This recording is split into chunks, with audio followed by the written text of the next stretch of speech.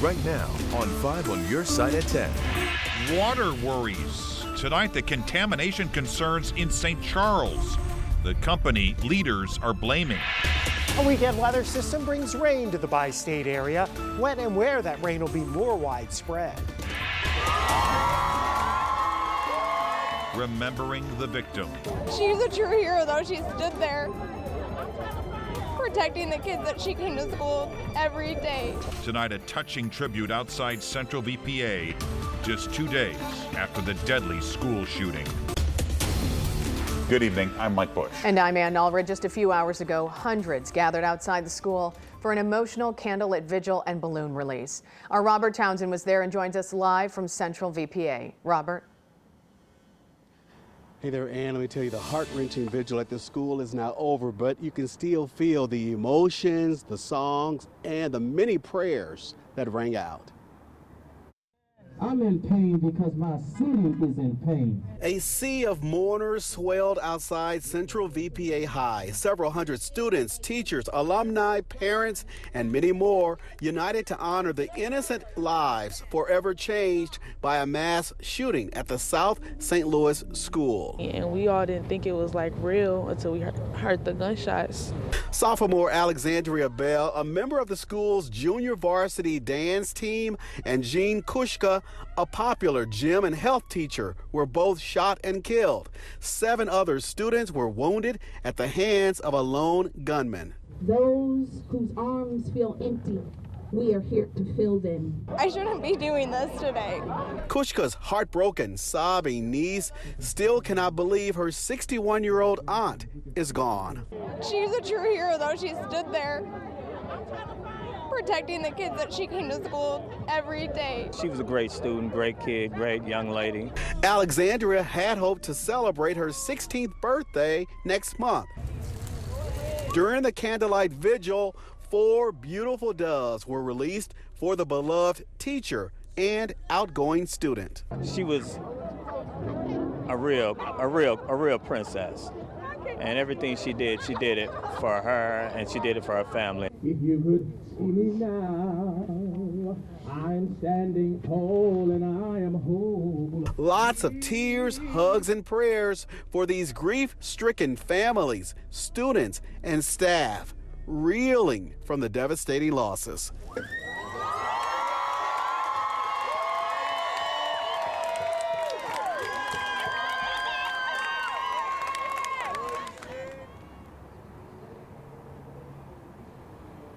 And back here live tonight, just look at how much this memorial outside the school has grown. You can see this flower bed is now filled with lots of bouquets, balloons, candles, sympathetic notes, and well wishes. It really is a breathtaking and touching tribute to that teacher and team. We're live tonight in South City. I'm Robert Townsend, 5 Your Side. Tonight, the St. Louis Blues honored the victims of the Central VPA shooting. A pre-game moment of silence was held for Alexandria Bell and Jean Kushka. St. Louis police officer Eva Miller Galvin then sang the national anthem. Earlier today, the Blues wore CVPA t-shirts in solidarity with the school. Tonight, we're learning new information from investigators about the efforts of the gunman's family to intervene.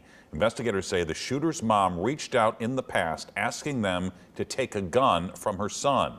At the time, he was legally allowed to own a gun, but a third party took it away so it would no longer be in the home. Interim Police Chief Mike Sachs said family members were also aware of the suspect's mental issues and worked with professionals to get him treated. Whenever they noticed him kind of stepping out of line or going out of turn, they always worked to try and get him back on his medication or back into therapy or whatever it is that he needed. It's unclear right now how he got the gun back, but investigators confirmed it was the one he used in Monday's shooting.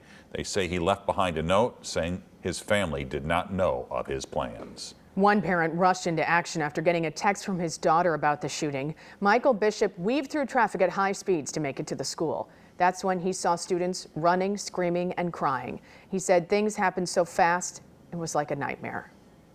And on the way there, I was just thinking in the back of my mind, like, please, you know, like, don't, this isn't real. Like, this is just another false alarm. Bishop says he's thankful his daughter was not physically hurt, but he says this tragedy will affect his daughter for the rest of her life. Tonight, aspiring artist Brian Collins is out of the hospital after being shot in both of his hands and his neck. His mom tells us he survived by jumping out of a 2-story window. Now he is starting his road to recovery, both physically and emotionally. Now that Brian is at home recovering, his family has had several people reach out asking about needed items and drop-off locations. There is a GoFundMe page set up for those looking to offer donations and assistance. Almost $125,000 has been raised to help with medical bills alone. You can find a link to the GoFundMe at KSDK.com.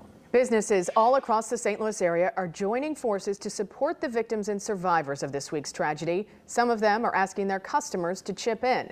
Our Brent Solomon is live downtown tonight with how you can help. Brent? No matter who you are or where you were when the news hit, you likely felt that human connection. This is our city, and that's why area businesses are saying it's time to help our own. Have a good one. Take care. See ya. At Altered State Comics, it's not just business as usual. Workers are still agonizing over Monday's St. Louis school shooting. No kid should feel scared to go to school, go outside, walk to school, anything like that. It's why owner Brandon Forrest feels compelled to act, especially after he learned something about one of the teenage shooting survivors. He's a big manga fan, yes. He's our people. We know exactly what he's talking about, yep. So the comic store is teaming up with 4 others across the area to donate a portion of all proceeds throughout the weekend directly to those impacted. That money's going to see it to the right place. They're not alone in this mission. When I heard about this horrible tragedy on Monday, I felt like I needed to step in and do something. Emily Stahl is known for selling designs that are everything St. Louis. It's the arch, the fleur-de-lis, stuff like that. Now she's focusing her efforts on this sticker. It says St. Louis Strong. For $5.50 for shipping, she will mail it to you. All of the proceeds will go to the Central VPA school and families of the victims. I'm starting with stickers, but I've already had interest in shirts and hats. Selflessness and compassion to simply say, we care. We've sold over 100 stickers so far, and I just launched it last night on a whim. So hoping that goes up from here. I spend my days surrounded by superheroes. And when someone asks you to do a little something, you can be somewhat of a superhero. It's time to do it. In case you'd like to support, I've placed more information about those businesses on KSDK.com. Live in downtown St. Louis tonight, Brent Solomon, 5 on your side. We're following a developing story out of Branson, Missouri. At least 4 people were hurt after a train derailment at Silver Dollar City. The crash happened around 6 p.m. on the Frisco Silver Dollar Line steam train. Several cars flipped on their side. We are told that none of the injuries appear to be serious. The state fire marshal's office is investigating. Tonight, St. Charles City leaders say hazardous chemicals are getting closer to drinking water wells. They're pointing fingers at Ameren. 5 on your side's Laura Barcheski has the latest on the city's actions and the response from Ameren. Laura? And the mayor of St. Charles says these chemicals have forced them to close several wells located near Ameren, Missouri's Huster substation and a Superfund cleanup site. Let me assure you that our drinking water is and has been safe to drink and use. St. Charles Mayor Dan Borgmeyer says they've had to close 4 of 7 wells that provide drinking water to St. Charles residents because of contamination. They're worried they'll have to buy more water from the city of St. Louis, which they've been doing over the years to the tune of $2 million just to have enough water. Ameren, Missouri is responsible for releasing chemicals onto the ground in the Wellhead District, threatening the city of St. Charles water supply. Ameren's Transformer substation is located within the Elm Point well field, and Ameren has dumped chemicals that are contaminating portions of the city's water supply. Ameren, Missouri's Director of Environmental Services, Craig Giesman, says they've already taken action to clean up around Huster substation, and the practices to clean equipment which caused some contamination are no longer in use. We have newer equipment, and we're constantly trying to put in newer equipment at a lot of our sites, Schuster substation included. Giesman says just under a mile from the substation is a Superfund site the EPA and Missouri Department of Natural Resources is working to clean up, which he says is not connected to Ameren. Where are they coming from? Are they coming from the Superfund site? Is that the issue? So we don't know. Again, we did significant remediation in our area, and we destroyed a lot of those chemicals into non-hazardous constituents. And once again, we had fantastic success as discussed by the EPA. So we don't know what this most recent chemical concern that came up, where it came from. And that's why we support working with the EPA and Missouri Department of Natural Resources to identify where it came from. The city of St. Charles is calling on the EPA to hold 2 public meetings and extend the public comment period on the issue, which is set to close November 3rd. He says many citizens had no idea this was being looked at in their community. Mike? Laura, thanks. New details tonight surrounding reports of high radioactive contamination at Jana Elementary School. 5 on Your Side has learned that the Hazelwood School District knew federal officials wanted to test the school as early as 2016. On Monday, the U.S. Army Corps of Engineers began sampling inside and around the school in Florissant. Now Jana's PTA president is demanding more transparency, and she continues to advocate for students.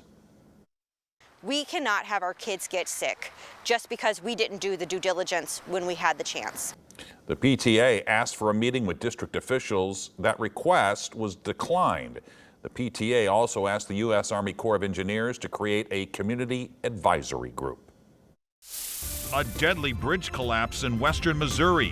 What crews were doing just moments before the bridge deck failed. Ghouls and goblins scared by inflation. Halloween costumes are costing you more this year. The budget-saving hacks to help parents make ends meet. The Weather First team tracking another weather system arriving this weekend. Will it stick around to haunt us for Halloween?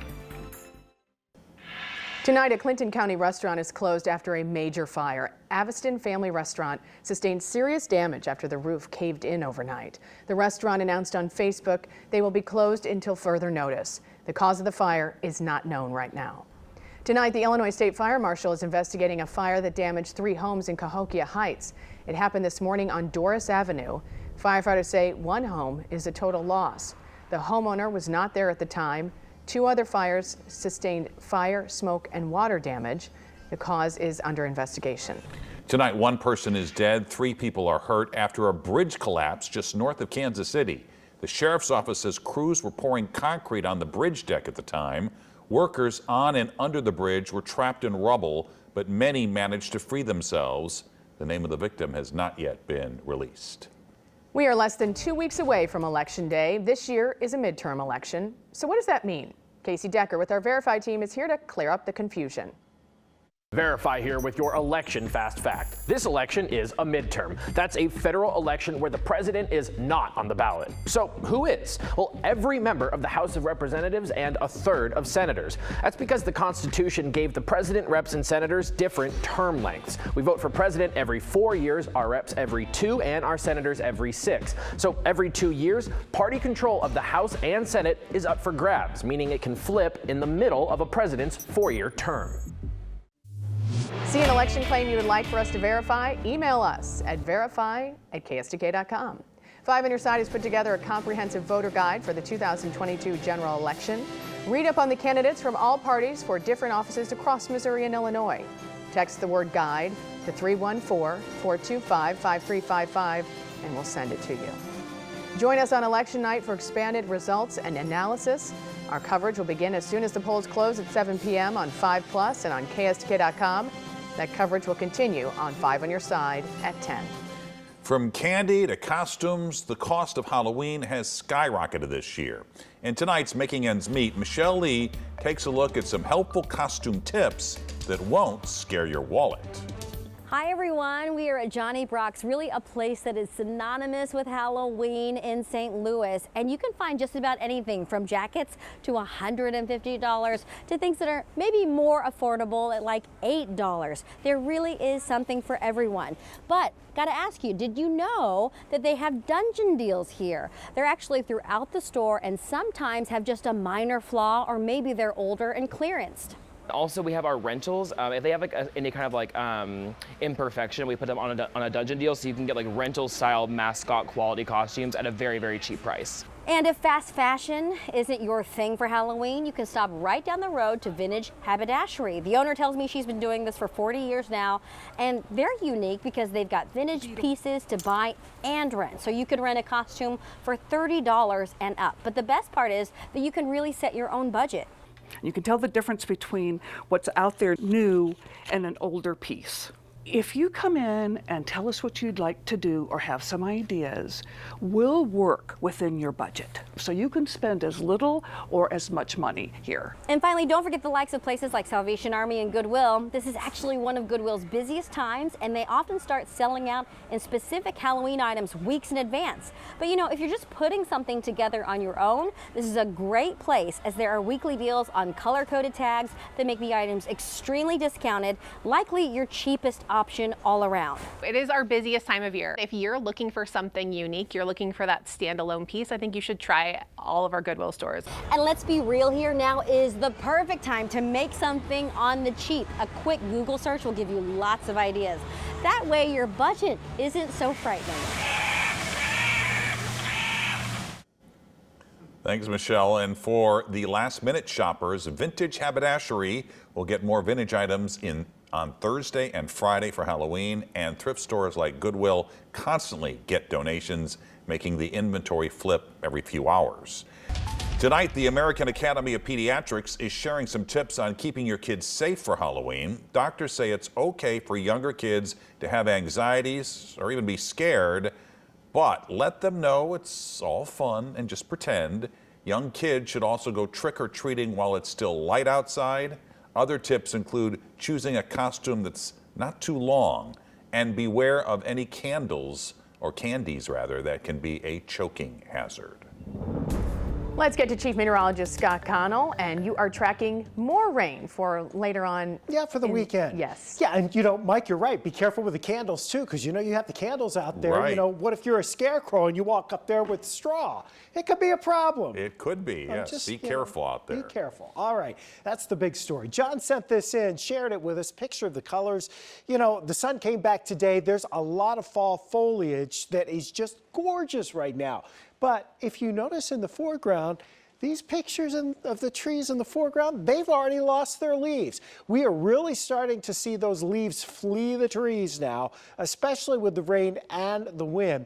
And while we haven't seen all of the trees color just yet, some of them still have some green out there, we are talking about, you know, really, this is the opportunity for the next week or so. And then you're really going to see those leaves just kind of fall. They're falling quicker because we had such heat and dry weather for much of the summer, even into fall. Well, we have 47 degrees right now. The wind has gone calm. Skies are mostly clear. We're dropping off. Our dew point's 40, so that's about where we'll end up in town tonight, pretty close to that. 62 is the high today. We were dry today, that after our 2 to 3 inches of rain off for a good chunk of the area yesterday. Now, 30s in the outlying areas. Could very well be a pretty frosty start for some of us tomorrow morning, given the fact that the winds are light and those temperatures get just above freezing. We're watching a disturbance out here. You can kind of see the spin in the clouds and the radar echoes coming out of Idaho. That's going to drop down to the south into Texas, and eventually it's what heads our way for the weekend. In the meantime, tomorrow clouds will be on the increase. There'll be more cloud cover than what we saw today, so not quite as bright. And then as we head into Saturday, you've got a lot of clouds during the day, but most of the day is dry. We head into Saturday evening, the chance for showers will increase, and into Sunday, that chance is going to be around as this system comes in from the south. Boy, if this was wintertime, that would be a concern, but we don't have the cold air, so it's definitely all rain. Most of us are on the light side, 1/10 to 1/2 inch. Heaviest rainfall amounts likely to be southeast of St. Louis. And the best news of all, the system keeps going. So Monday, as we head out for trick-or-treating at 5 o'clock, we're about 59 degrees, then we'll drop to 54 by 8 o'clock. And of course, it being a school night, probably wrapping things up pretty quickly for the kiddos on Monday night. Some may be trick-or-treating Saturday night, maybe in your village, or Sunday evening. Rain's still possible Sunday evening. Think we'd get through Saturday okay. And then, how about 70s or better middle of next week. Love that music. Yeah, wasn't that nice? Yeah. Trick or treat. Getting me in the mood for Halloween. Absolutely. Where's the candy? I have some in my desk, like always. I'll share. Yeah, that's not just Halloween. That's all year long. 365. All right, Scott, thanks. Frank is here with sports. Mike, the Blues and Oilers played a thriller, and today I asked the great Adam Wainwright if he ever thinks about the Hall of Fame. You will positively love his candid answer. Stick around.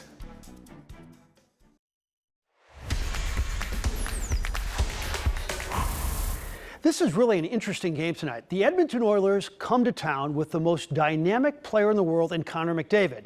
And the Note now are playing without two of their best players in Brandon Saad and Pavel Buchnevich.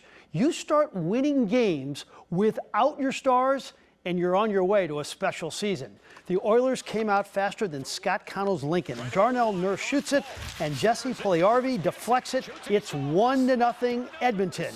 But the Blues outshout Edmonton 20-6 in the second period, and their hard work paid off at the end of the period. Ryan O'Reilly gets his first goal of the season. We're tied at 1 after 2. Jordan Binnington was wonderful again tonight, making 25 saves on 27 shots. What a save there. But Ryan Nugent-Hopkins will beat him here in the third, and the Oilers win it 3-1. Well, usually when you win a division, the coaching staff comes back. The Cardinals now need 4 new coaches. Skip Schumacher is the new manager in Miami. Today, the Cardinals announced that bullpen coach Brian Eversgerd, pitching coach Mike Maddox, and hitting coach Jeff Albert will not be back. Albert could have returned, but didn't like the criticism he received outside the organization. Then on the field, Nolan Arenado has not yet opted in. The Cardinals are optimistic he will shortly. If he does say yes, he'll make $35 million next season.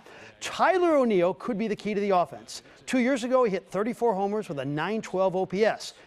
But he's a 27-year-old who's yet to play 140 games in a season. I asked John Mozeliak if the Cardinals will do things differently with Tyler this offseason to ensure better health.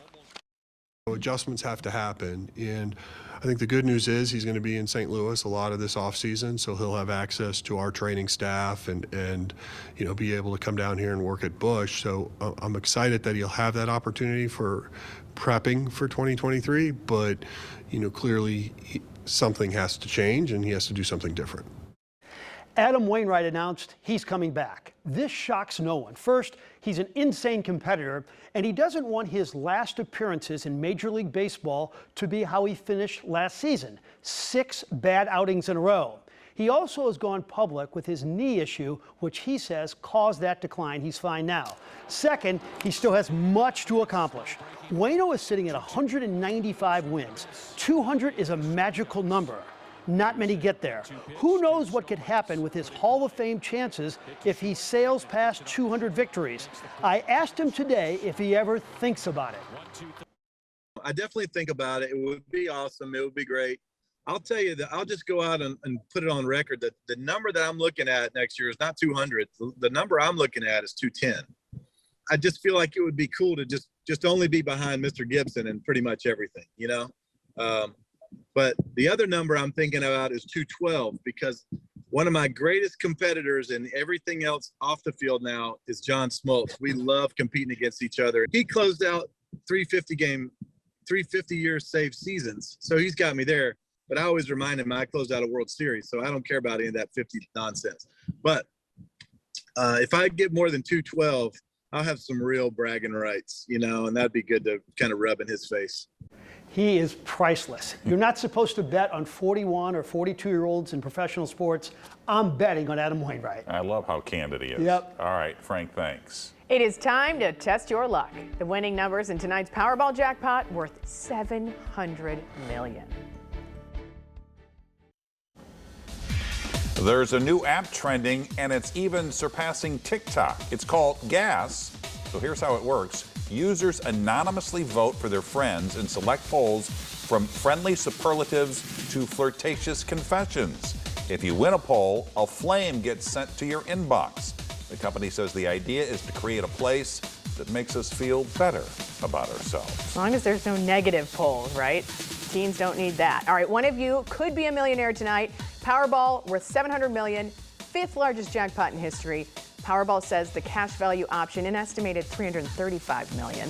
Tonight's winning numbers 19, 36, 37, 46, 56. Powerball 24. Nope. There you have it. 5 on your side at 10. The Tonight Show starring Jimmy Fallon is next. That's why I don't play. His guests tonight, Jim Parsons and Isabel Hagen. Start your day with Today in St. Louis beginning at 4 a.m. Have a great Thursday.